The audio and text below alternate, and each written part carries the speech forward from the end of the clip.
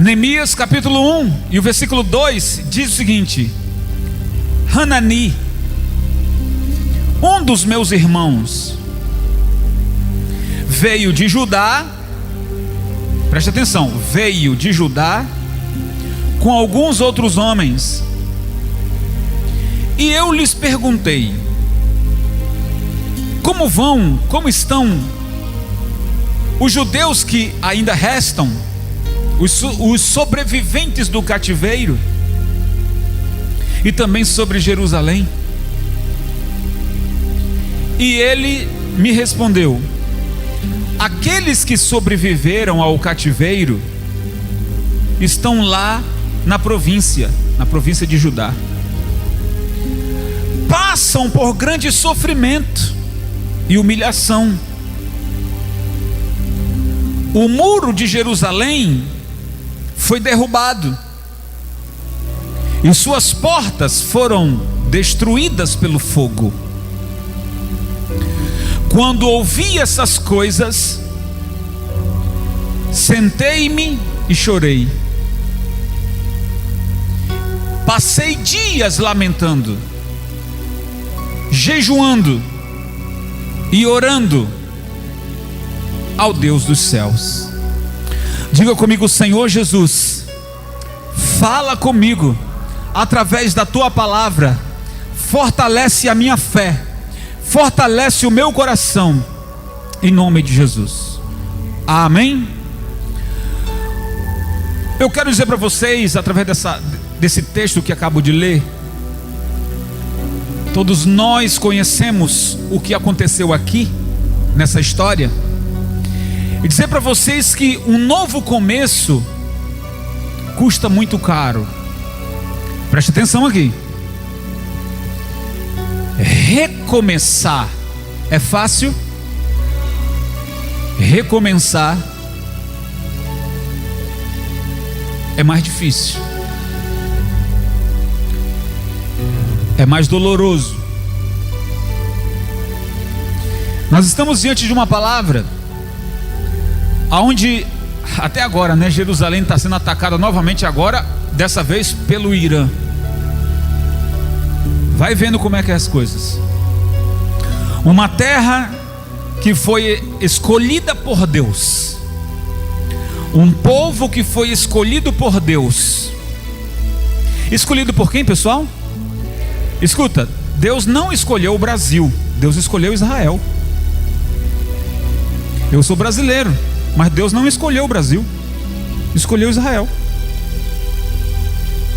Então, Deus escolheu Israel, Deus escolheu um povo. Esse povo, eu estou incluso, mas o senhor acabou de dizer que é brasileiro. Sou incluso por causa do sacrifício de Jesus. Não morreu só pelo povo judeu, Jesus morreu por todos. E aí é onde entra eu e você. Mas falando sobre a terra, não foi o Brasil, foi lá. Muito bem. Acontece, pessoal, como é que a gente lida com isso? Olha para mim e preste atenção. Como é que a gente lida com isso? Deus escolheu aquela terra, Deus escolheu aquele povo, mas esse povo só vive o quê? Só vive apanhando. Como lidar com isso? Eu estou fazendo uma pergunta que eu ouvi na rua. Como é que Deus escolheu Israel se Israel vive debaixo de guerra? E não é de agora, é desde os primórdios. Não é de agora não. Simples e fácil de entender. A terra que Deus abençoou e disse que iria abençoar quem os abençoasse, e disse que iria amaldiçoar quem os... Tá fácil de entender. Essa é a primeira parte. A segunda parte, então, por que tanto sofrimento deles? E agora vem a explicação. Quando você serve a Deus e honra a Deus, Deus te abençoa. Quando você dá as costas para Deus, Deus deixa você à mercê dos seus inimigos. E não importa onde você está, se aqui no Brasil ou na Terra Santa. Simples assim. Você sabia que a maior parada gay, adivinha onde é que é? A maior parada gay do mundo é lá, em Tel Aviv. Em Tel Aviv, em Israel, capital. O que você acha, o que Deus pensa sobre isso? A palavra está lá, tá ou não está? Vamos lá, gente, a palavra não está lá? E por que eles não veem? Por que eles não ouvem? A palavra está lá. Então como que você acha que Deus pensa sobre isso? Vocês estão dando as costas para mim. Vocês estão dando as costas para mim. Eu vou os entregar a mercê dos seus inimigos. Eu estou pregando isso, mas eu quero que você olhe para a sua vida, porque você é um filho de Deus. E no dia que você der as costas para Deus, Deus vai deixar você à mercê dos seus inimigos. Preste atenção. Ou não? Preste atenção. No dia que você se arrepender, o Senhor vai te... Se o arrependimento, se o pedido foi sincero: bispo, eu pequei, o que eu faço? Chore na presença do Senhor. Se humilhe na presença do Senhor. Não deixe o Senhor, não seja... Vou escolher as palavras. Não seja tolo. Tem gente que quando peca, sai da igreja. Sai da igreja, deixa a presença do Senhor e vai afogar suas mágoas no mundo. É errado. Corra para a igreja, para os pés de Jesus. Chore, clame, busque. O que vai acontecer? O perdão virá. O que está acontecendo? Vamos voltar para o texto. O que está acontecendo aqui, pessoal? Vamos voltar para a história. O povo de Israel deu as costas para Deus. Deus falou então naquela altura, o Senhor falou para Daniel, lá naquela época. Deus mostrou para Daniel que o povo de Israel seria cativo, porque o povo tinha dado as costas. E o Senhor diz: olha, vai ser 70 anos que eles vão gemer. Israel, Judá, Jerusalém será sitiada, vão tocar fogo nos seus portões. Aconteceu isso. Destruíram o templo, derrubaram os muros, tocaram fogo nas portas de Jerusalém, pegaram o povo, levaram contra a vontade para a Babilônia, para que lá eles ficassem retidos em uma espécie de escravidão.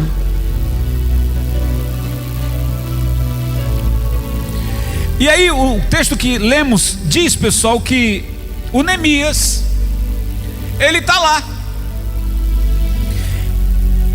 e ele encontra na Pérsia com alguns irmãos que vieram de lá, de Judá. E ele corre e diz: ei, fala para mim das novidades, o que está acontecendo lá? E eles disseram: olha, a nossa cidade está o quê? Derribada, queimada. Nosso povo, os que escaparam do quê? Escaparam da escravidão. Os que escaparam da escravidão da Babilônia estão lá morrendo de fome, sem falar dos que morreram.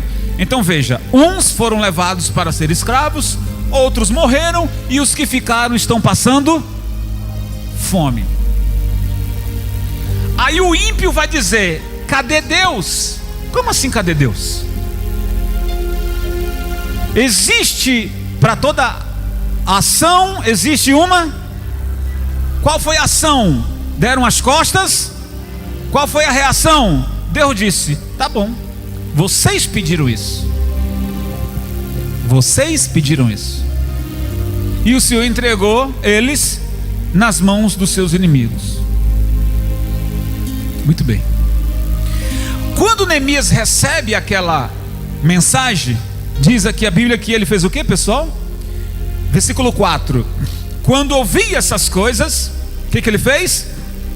Sentei-me, chorei, passei dias lamentando, jejuando e orando ao Deus dos céus. Pega só essa parte aí.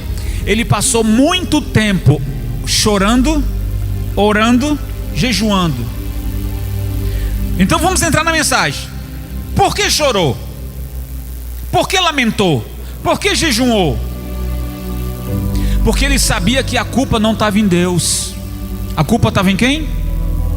Coração duro, incredulidade, murmuração, rebeldia. O Senhor diz: faz isso. Eles faziam o contrário.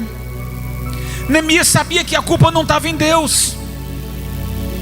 Então, para alcançar a misericórdia de Deus, ele passou a chorar, e muito. Chorou, jejuou, lamentou. Lamentar, a lamentação era como se fosse a recordação das lembranças. Olha, quando eu era garoto, a gente brincava na chuva. Quando eu era garoto, eu jogava futebol com os amigos. A gente era livre, a gente não tinha perturbação nenhuma na nossa terra.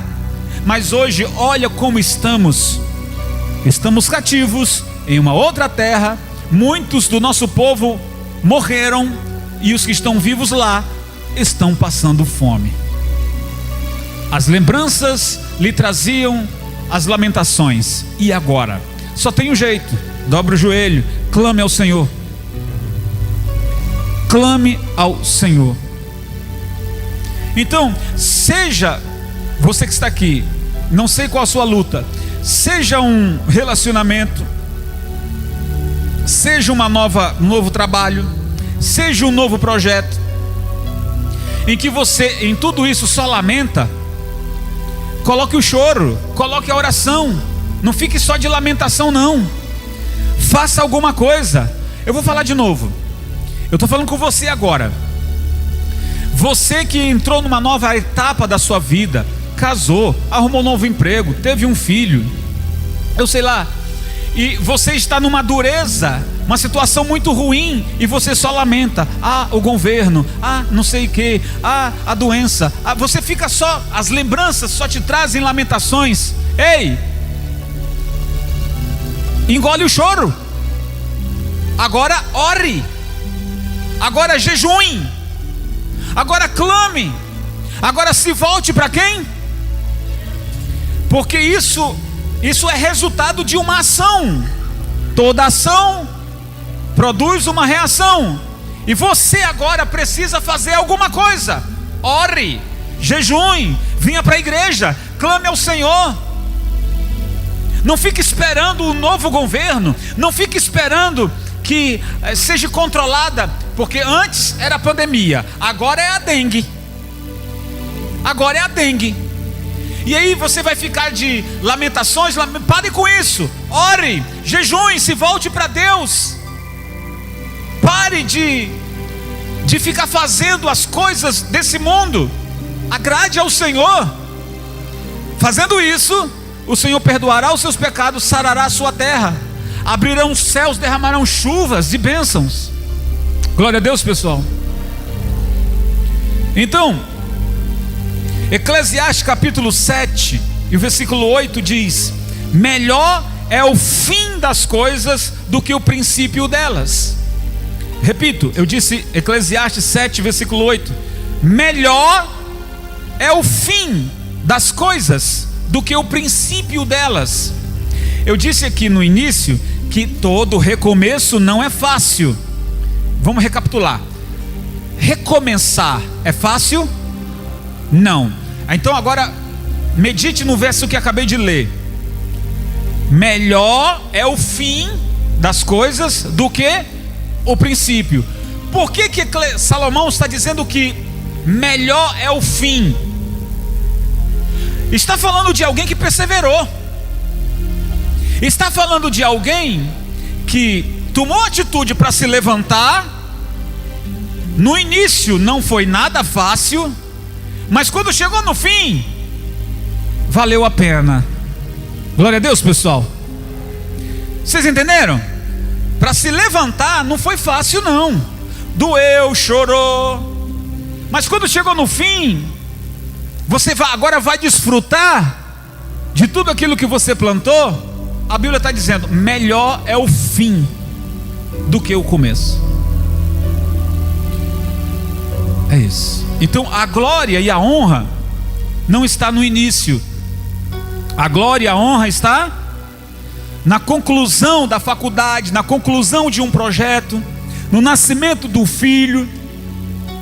Na conclusão, a alegria está Você estudou 4 anos, 8 anos, agora você se formou, concluiu, agora vem a alegria. Agora você vai desfrutar. A gente está numa luta espiritual, mas quando Jesus voltar e tudo terminar, vamos dizer: valeu muito a pena, porque agora entramos no reino da glória. Quer dizer, chegou o fim, e aí a alegria está no fim. Então, pessoal, por que Israel foi destruída? Judá, Jerusalém, por que foram destruídas? Foram destruídas por causa da desobediência do povo hebreu. A história se repete nos dias de hoje. Quem assistiu televisão ontem, nos noticiários, viu.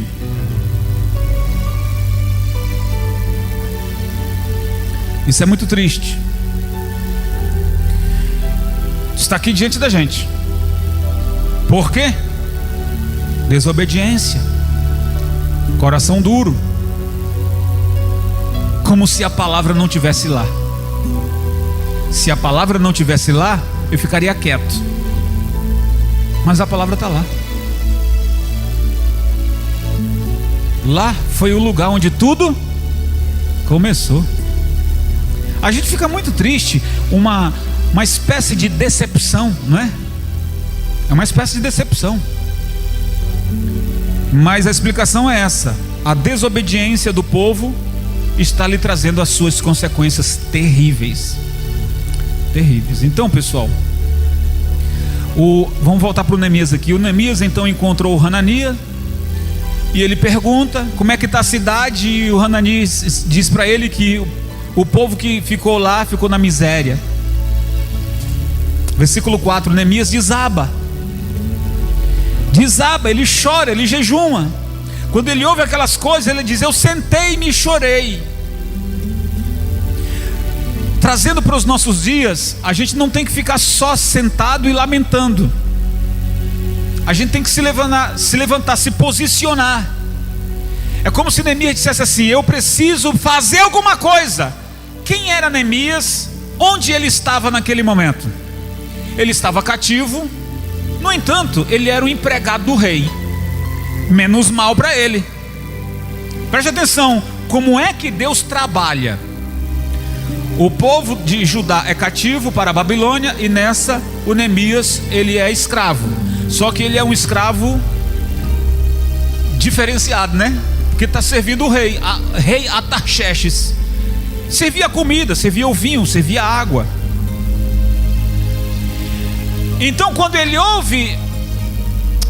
ouve a resposta do Hanani, como era que estava o povo, ele chora, jejuma e ora.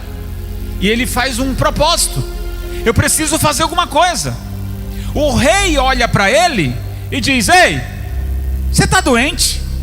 E ele diz: não, eu não estou doente. E por que está com a cara assim? Como quem está doente? Aí ele diz: é o meu povo. Eu estou aqui, eu estou bem, mas o meu povo não está nada bem não.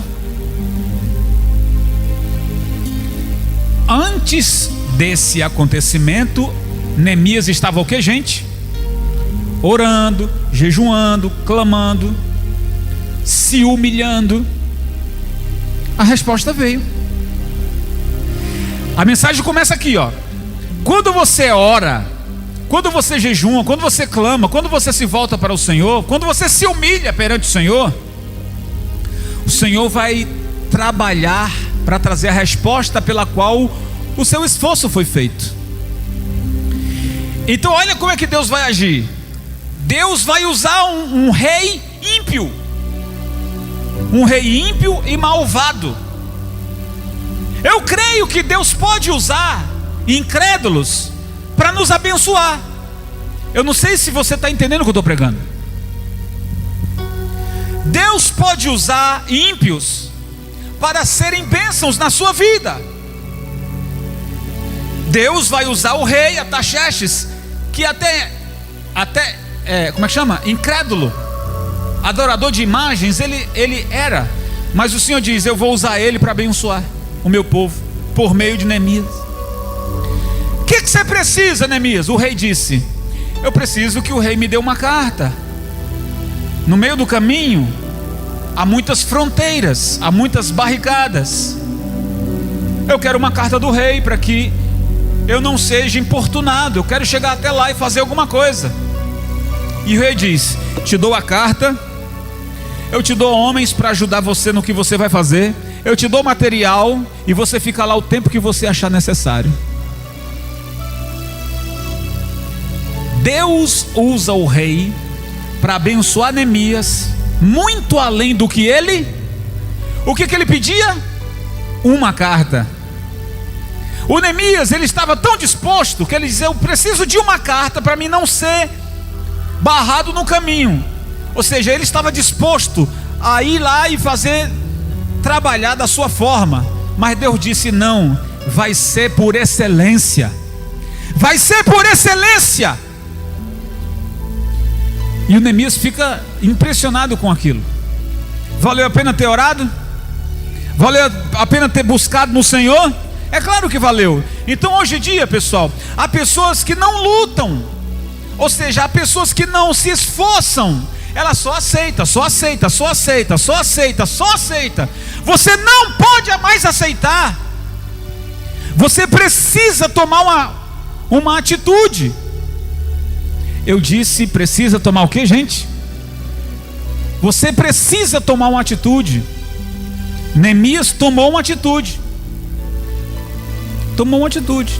Então quantas pessoas não tomam atitudes? Elas são escravas do desemprego, são escravas de sentimentos de derrota, de medo, são escravas de humilhação.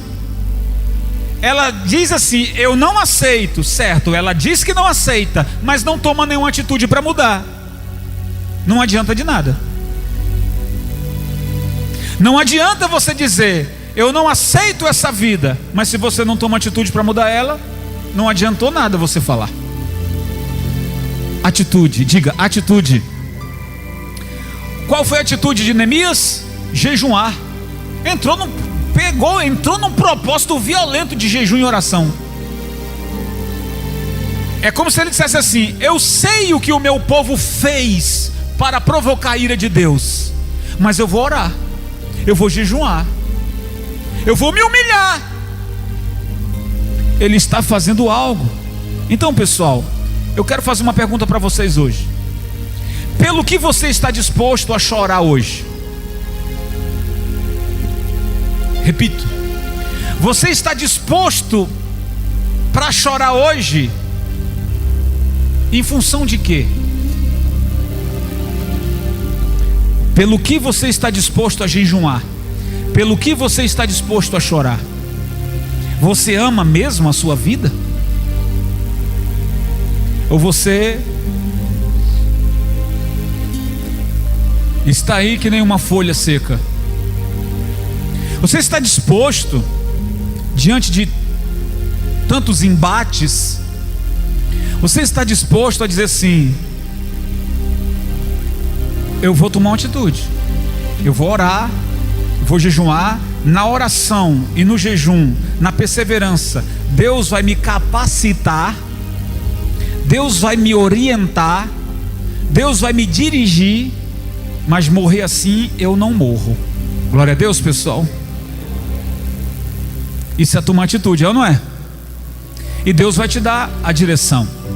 Deus vai te dar. Deus vai te dar. Então a pergunta que eu faço é: você está disposto a orar, a jejuar pela sua libertação? Está disposto a orar, a chorar, a jejuar, a clamar pela libertação de algo que você não quer mais na sua vida? Porque você está travando uma luta por algo maior. Você não está travando uma luta por coisas que vão ficar por aqui. Você não deve fazer isso. Você deve travar uma batalha por aquilo que é maior. Não sei se te fiz entender.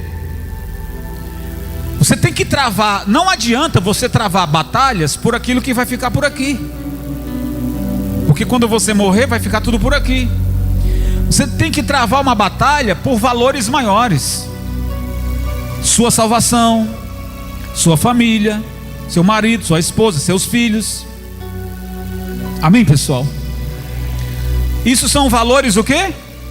Maiores. O carro, a casa, o dinheiro, isso não vale nada. E o que vale? Sua salvação, sua alma livre, sua família bem. Isso são valores maiores.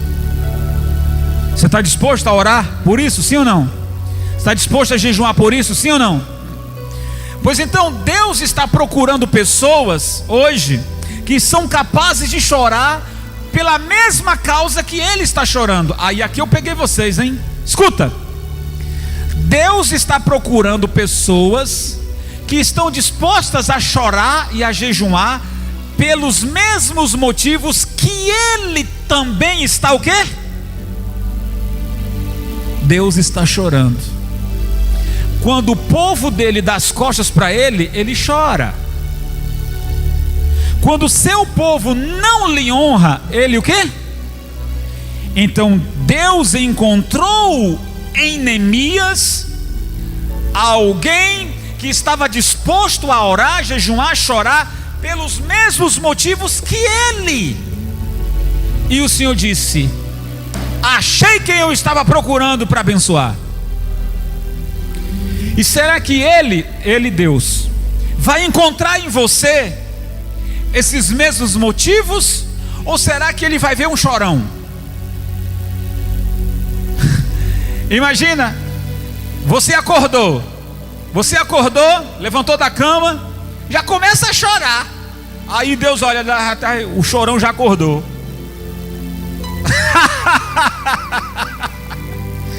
Chorão já acordou. Você vai ficar só no choro?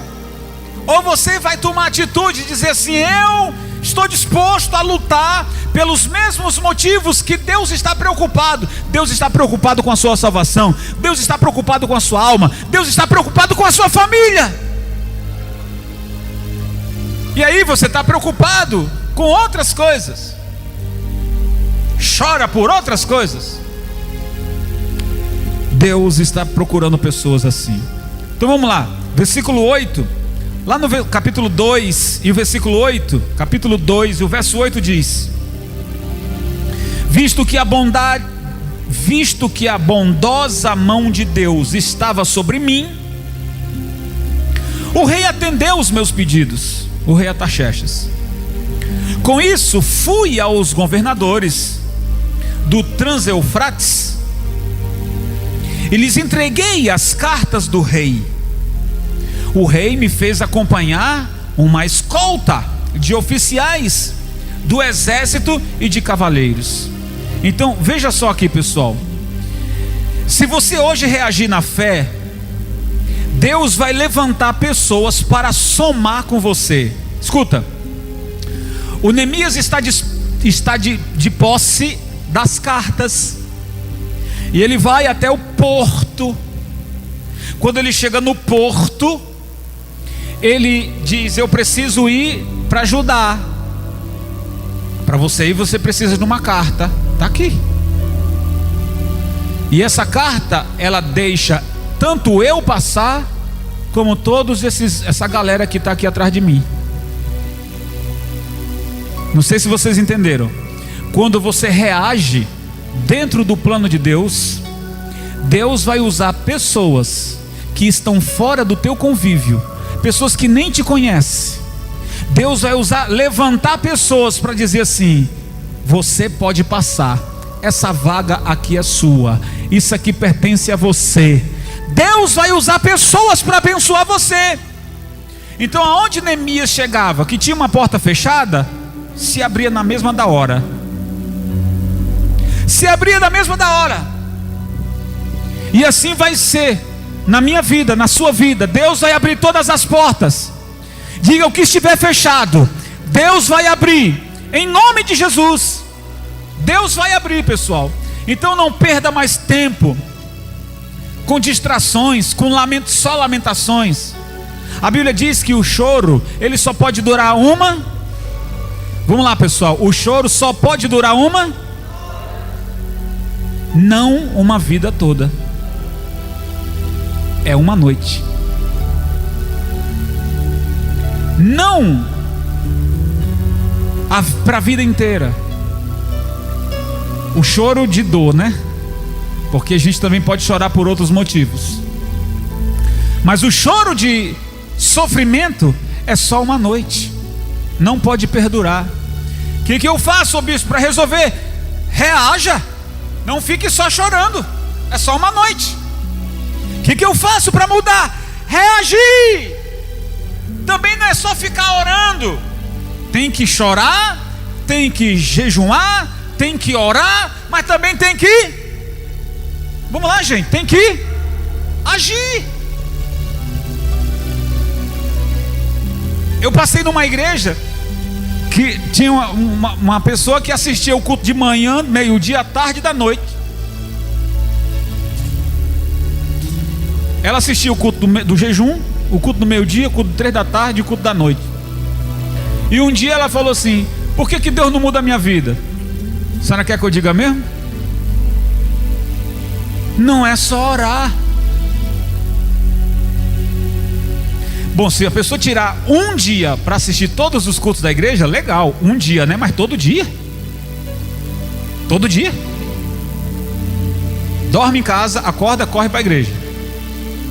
No outro dia, mesma coisa. No outro dia, mesma coisa. No outro dia, não trabalha, não é? Não lava roupa, não é? Tem que orar sim, mas tem que trabalhar. Tem que ir para a batalha. Sim ou não, pessoal? Tem que ir para a batalha. Capítulo 2, versículo 13 diz: de noite saí pela porta do vale, na direção da fonte do dragão. Ou seja, Neemias já estava com seus pés em Judá. E na porta do esterco, examinando o muro de Jerusalém, que havia sido derrubado, suas portas que haviam sido destruídas pelo fogo. Há momentos que nós, pessoal, temos que olhar e ver o raio-x da nossa vida. Ele chegou lá e ele viu como é que estava. Tudo acabado, tudo destruído. Mais uma vez chorou, mais uma vez lamentou, mas disse: vou recomeçar. Estou aqui com uma tropa de homens que o rei mandou comigo. Mãos à obra. Vamos trabalhar. Vamos levantar aqui esse muro. Vamos reativar aqui. Vamos colocar novas portas. E vamos começar a trabalhar. E eles começaram a trabalhar. No outro dia, os emissários do diabo foi lá e disse: o que vocês estão fazendo aí? Estão buscando alguma ocasião, né? Com uma bronca com o rei. E o Neemias disse: olha, se vocês não vão ajudar, cai fora. Não quer ajudar? Sai fora. No outro dia eles foram lá de novo. E eles tentaram várias vezes. Como eles não conseguiram parar Neemias, se juntaram lá entre alguns conselheiros e fizeram uma carta falsa. Mandaram para Neemias para que ele fosse nessa reunião para tratar de assuntos concernentes a ele. E ele disse: eu não vou porque eu tenho uma obra para terminar. Estava concentrado. E ele já sabia qual era o teor da conversa. Qual é a lição disso aqui? Você precisa estar também focado. Amém, pessoal? Você precisa estar focado. Fuja das distrações. Você não tem mais que perder o seu tempo com distrações, com conversa fiada. Ei, dá para você vir aqui na minha casa? Eu tenho um negócio bom para você. Mas você está focado e você vai dizer: oh, não vai dar. Você já sabe qual é a intenção daquela criatura. E o que tu vai fazer lá? Quem está me entendendo, pessoal? Você sabe que aquela pessoa, ela tem um mau testemunho. Você já sabe que aquela pessoa já não é bem intencionada, é mal intencionada. E aí te fez uma proposta, quer que você vá lá. Tu vai fazer o que lá? Fica firme no teu propósito, se concentra no teu. Olha o que Neemias está fazendo aqui. Neemias disse: não, eu não vou. Eu não vou porque eu estou focado aqui. Não, mas nós vamos ajudar você. Não, a boa mão do Senhor já está por mim. O Neemias tinha dito isso. Ele declarou: a boa e bondosa, né? A bondosa mão do Senhor está por mim. Ei, se a bondosa mão do Senhor está por você, você precisa mais de ajudinha de alguém? Não. A bondosa mão do Senhor está por mim. Então eu vou conseguir. Eu vou conseguir. Então, se não vai me ajudar, sai fora. Se não vai contribuir, me deixa em paz, porque eu estou focado. Então eu termino então essa palavra, pessoal, encorajando a você a recomeçar, a levantar os muros da sua vida. Por mais que você já tenha chorado, apanhado, agora você precisa agir. E se você tem agido, continua orando, e na oração o Senhor vai te fortalecer. A palavra de Deus diz que aqueles que esperam no Senhor renovarão as suas. Essa palavra entra na minha mente, pessoal. Por isso que eu estou aqui. Por que eu estou aqui?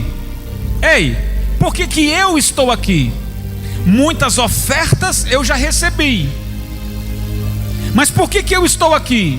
Eu estou aqui porque os que esperam no Senhor, o que o Senhor faz com que aqueles que esperam nele? Renovarão as suas. Vamos lá, pessoal. Aquele que espera pelo Senhor, o Senhor faz o quê? Renovarão as suas forças, subirão como asas, como águia. Ou seja, vai voar bem alto. E se está aqui embaixo, andarão e não se cansarão, correrão, mas não se fadigarão. Os moços, os jovens, se cansam, já bota a língua para fora da boca. Mas os que esperam no Senhor, o Senhor renovarão as suas. Então, se você está numa batalha que se sente cansado, ore, espere, porque o Senhor vai renovar as suas forças. É o Senhor que renova.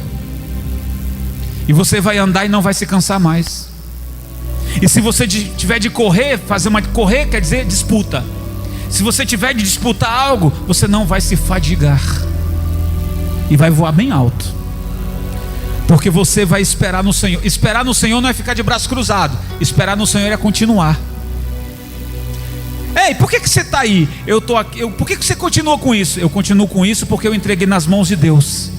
E vai terminar bem. Diga: tudo vai terminar bem na minha vida, em nome de Jesus. Então, quando eu lembro dessa palavra, pessoal, de Neemias, é um dos melhores exemplos. Neemias tinha tudo para que aquelas suas vontades não dessem certo, porque ainda estavam escravos. Mas ele disse: eu preciso fazer alguma coisa, mesmo eu sabendo que o meu povo deu as costas para o Senhor. Fato é, para terminar, fato é que quando o muro terminou de ser construído em 52 dias, né? Quando terminou de se fazer o muro, era para comemorar e tal. A Bíblia diz que o Neemias, ele reuniu todo o povo e eles foram orar. E diz a Bíblia que eles foram chorar, pedindo. A oração era tipo assim: Senhor, perdoa os pecados dos nossos antepassados. Quando você lê uma frase na Bíblia como essa, Senhor, perdoa os pecados dos meus antepassados, para nós fica um pouco vago. Mas a orientação, a explicação disso é simples. O que adianta eu viver numa cidade que mana leite e mel, que seus muros agora estão de pé, que as portas agora foram reativadas? O que adianta eu viver numa terra que tem tudo, mas não tem Deus? Você está me entendendo o que eu estou falando? Então eu vou simplificar. Você tem saúde, você tem um emprego, você tem uma casa,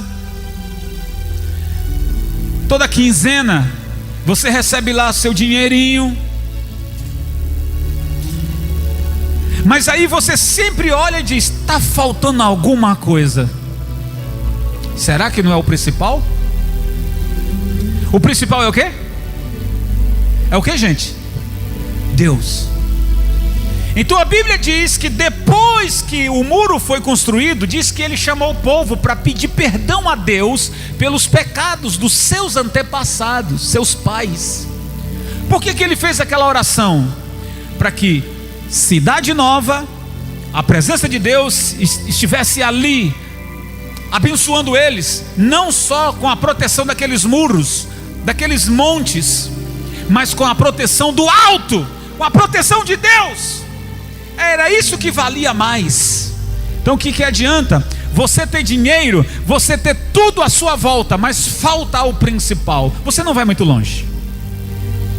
Mas se você tem Deus, o inimigo pode até tentar acabar com você, derrubar você, mas ele não vai conseguir, porque o Deus Todo-Poderoso, ele está no alto, no santo lugar, mas de lá ele nos abençoa. Amém, pessoal? Então recomece. Estou motivando a você, recomece. Recomece. É difícil, mas a Bíblia diz, o Salomão diz, que melhor é o fim do que o início. Salomão disse: melhor é o fim do que o início, porque no início dói, chora, sente o peso, mas quando tudo termina, a alegria vem. Oh glória! Diga: eu recebo essa vitória na minha vida, em nome de Jesus. Fica de pé, igreja, e glorifica o nome do Senhor bem forte.